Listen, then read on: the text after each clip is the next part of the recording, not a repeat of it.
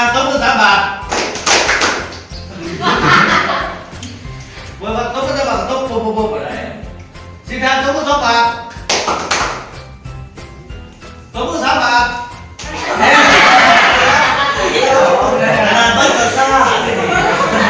มันซ่าเลยอันนี้ว่าซ่าฉันไม่ที่ทำไหนเนี่ยบ้านสุรินทร์มีเดียวแต่นี่คือแต่ว่าซ่า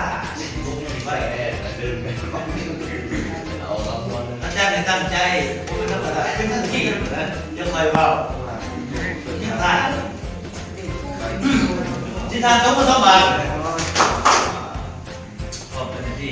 ต้องมือ2 บาทไป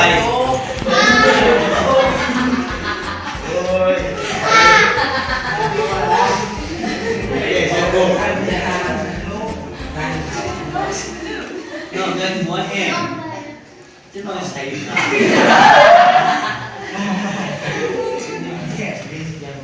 เช่าอะไรอย่างงง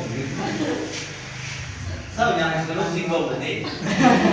ให้เนี่ยท่านที่บอกให้หัวทุกอย่างโง่ท่านยำมาในพวกเป็นใส่แทงก็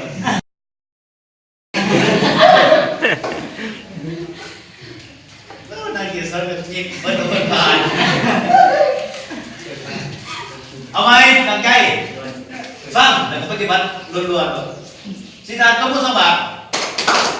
สิทานต้องพูด3 บาทสิทานต้องพูด1 บาท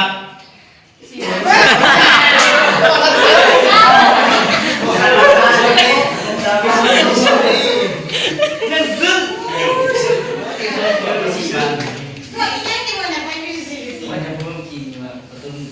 เดี๋ยวผมฟังเมื่อคืนนั้นจะฟังอาจารย์มาใส่4 อย่างพูดถึงกันดีกว่าตาถึงเบิ่ง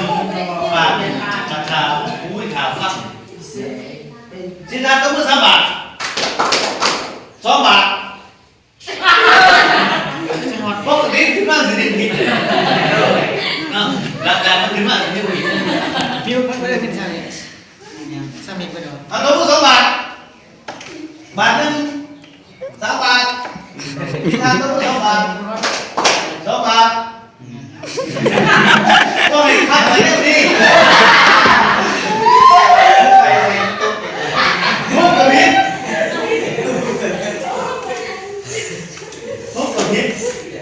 มันจะท่าสิจะมาต้องแล้วได้ประมาณ2 บาท3 บาท3 บาทบ้านนี้เรียนใหม่ท่านอาจารย์ว่าระวังก่อนเด้อได้ก่อนโอเคนั่งดีๆขายพูดท่านที่ต้องการนั่งลงอีกไปที่กล่องมันที่เอาเลยถ้ามันจะโจ๊กสิเลยถ้ามันจะโจ๊กเลยโจ๊กสิที่ทานนั่งลงที่ทานโจ๊กที่ทานลุกขึ้นที่ทานนั่งลง